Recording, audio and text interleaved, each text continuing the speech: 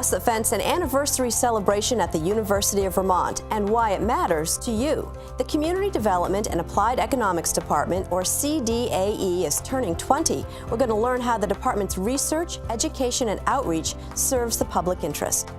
Good afternoon and thanks for joining us. I'm Judy Simpson. UVM's Community Development and Applied Economics Department might not be on the tip of your tongue, but just about every day CDAE helps Vermonters identify, analyze, and solve real-world problems. For example, CDAE is home to Vermont's respected Consumer Assistance Program. It also offers research and resources through its Center for Rural Studies.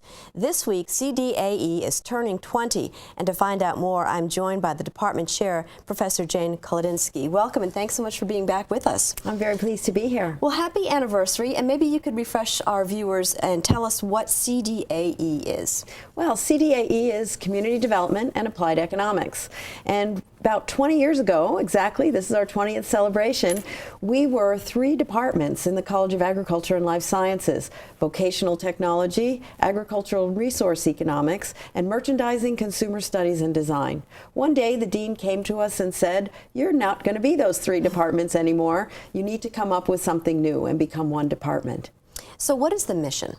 The mission is, basically, you can see it on the screen, and that's where we live, in Morrill Hall, but we serve communities in the public interest through research, education, and outreach. And so what are the majors?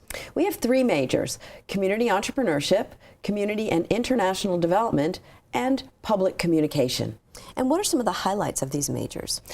Well, in community and entrepreneurship, students learn to run their own businesses. But it's not like you're a business that comes in a spaceship and sits in a community. We really believe that businesses should be part and parcel of that community. In public communication, it's communication in the public interest. Sure, our students learn all about how to be good communicators or advertise or do social marketing, but it's really all about being in the public interest. And in community and international development, we look at both domestic and international community development that serves the public interest. What other programs are in your department?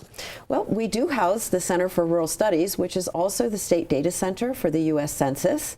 The Consumer Assistance Program, a program of the Vermont Attorney General, is also housed in our department. And we have 2 graduate programs, one in community development and one in public administration.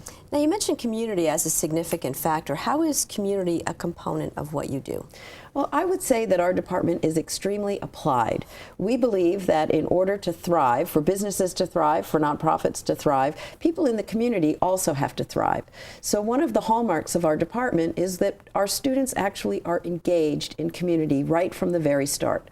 We do this from internships and service learning programs. And so there's some partnerships as well?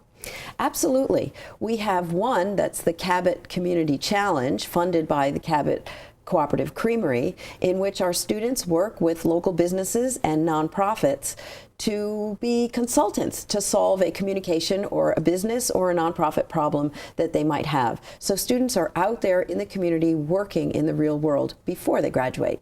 Tell me a little bit about why that's so important. Well, in today's world, students and their parents, right. Parents of students at UVM want them to be gainfully employed when they graduate. So one of our hallmarks is we say that we provide students with a strong liberal arts background, but we put the tools in their toolbox to be able to hit the ground running once they leave. And with these experiences, internships and service learning, or even working with community partners, in a class, students are getting the real world experience they need to be able to hit the ground running when they graduate. Now, you talked a little bit about how CDAE came together as a department back in 1994, but how would you say your department is unique? Oh, sometimes we say we're the best kept secret at UVM because usually students are looking for things like English or chemistry. And here we are, community development and applied economics. We're unique because we were one of the first transdisciplinary departments at UVM and actually in the country. And what that means is we're a group of economists, lawyers, rural sociologists, and even designers all working together as colleagues in a single department.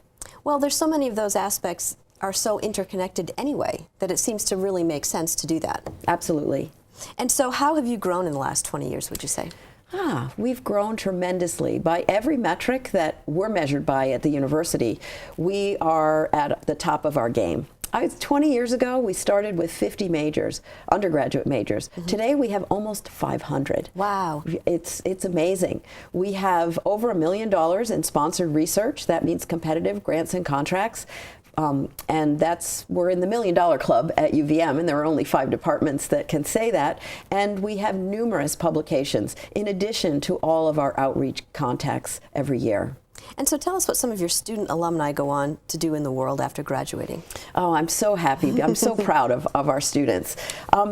In the world of bigger business, we have the sustainability manager at Paramount Pictures. We have a student who's a researcher and a news reporter at USA Today. We have students who are working for the Honest Tea Company, for Champlain Chocolates, numerous numbers of large businesses. We also have students who have gone into the nonprofit world. One of our students is head of research at Grassroots Soccer, which uses soccer internationally as a training tool to teach young people about the dangers of AIDS.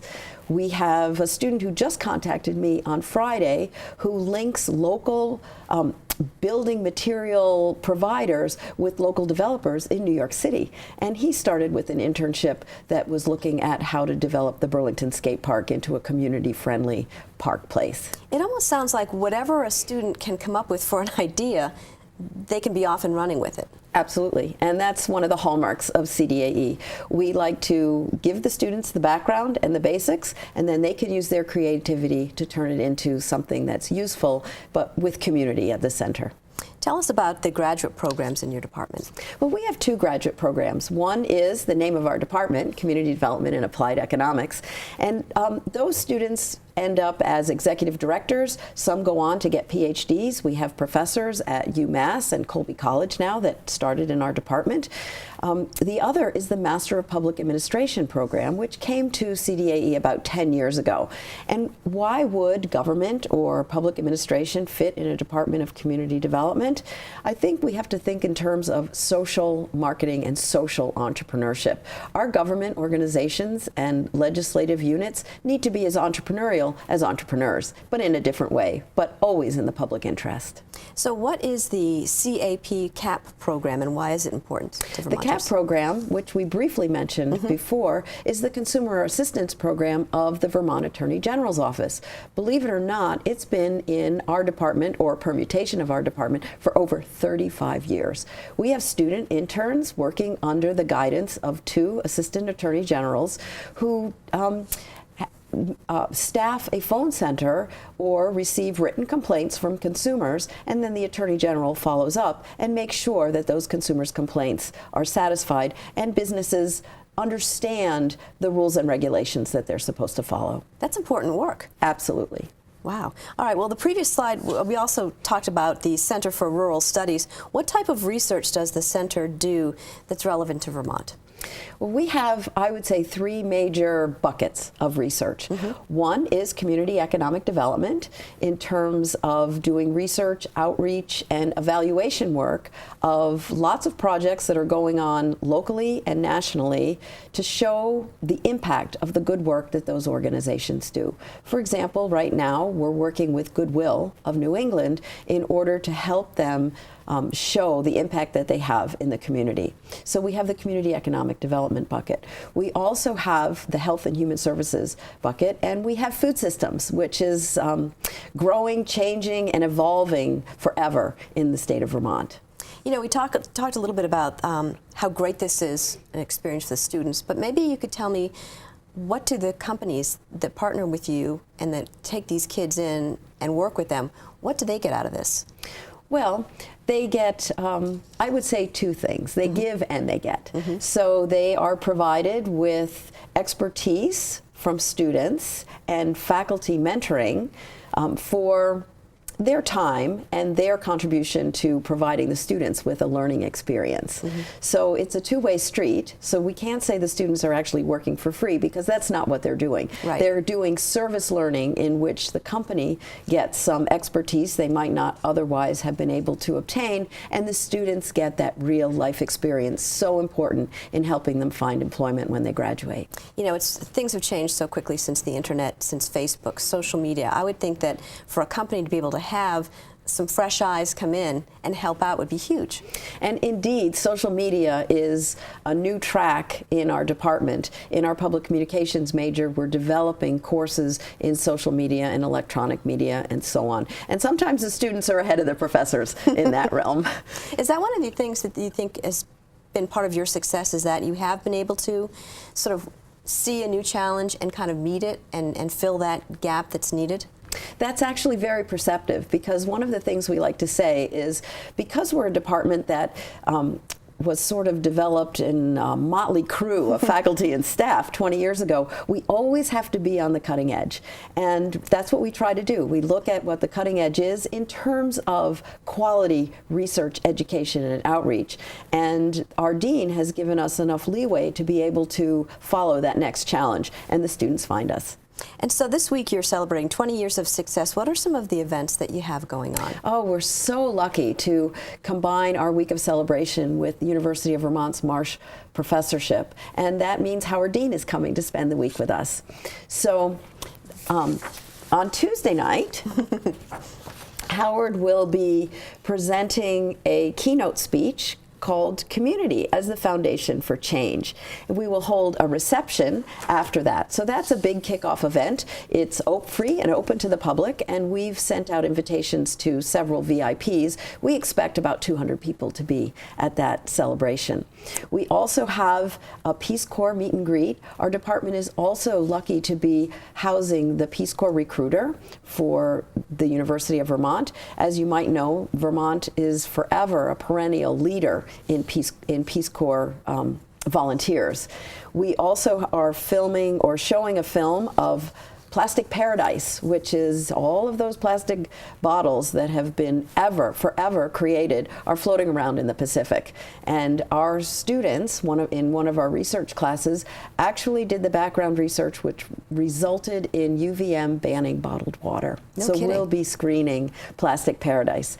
And on Friday night is our culminating event to celebrate our students and our 20th anniversary, and that's CDAE hits the slopes with a goat, and that's Hits the slopes with a goat. hits the slopes with a goat. We will be having a goat roast in honor of the fact that 70% of the world eats goat meat, so that will be celebrating our international development. Sodexo is doing all the cooking and sponsoring this local meal. So the goat comes from Vermont. We'll be having Chappelle potatoes and kale from Vermont. We'll be having local salad. We'll be having local apple crisp. So it'll be a wonderful dinner. And we're combining that with over $1,000 in prizes that are really celebrating winter in terms of, we're raffling off a snowboard, and we have several area ski tickets to raffle off, and winter gear and so on, just to help the students to celebrate. And so you're celebrating 20 years. Can you maybe look into your crystal ball 20 years out, and what did you think some of the things you'll be working on will be? Oh, I don't know. Perhaps more of the same, trying to be innovative and staying ahead of the curve. I certainly won't be here in 20 years, but we will have a vibrant faculty with a vibrant undergraduate and graduate student constituency that keeps community at the center, and hopefully we'll be continuing to do great things. Now, you've indicated that these events that we just talked about are open and free to the public. How can people find out more about them? Well, they're all open to the public, but the goat roast is not free. That's, that costs $13.50, but the public is welcome to come. You can find out more by visiting our website, www.uvm.edu/CDAE. You click right on the anniversary logo, and all of the events will scroll down with times, places, dates, etc. And also, too, how would a young person know whether CDAE is right for them? Visit our website. Come on, drop by Morrill Hall, make an appointment to visit me. But we say if you're a young person who would like to not only study but do and make a difference in the world, then you might want to consider one of the majors in CDAE. It certainly is a great place to start, for sure. No, thank you. That's our program for today. I'm Judy Simpson. We'll see you again next time on Across the Fence.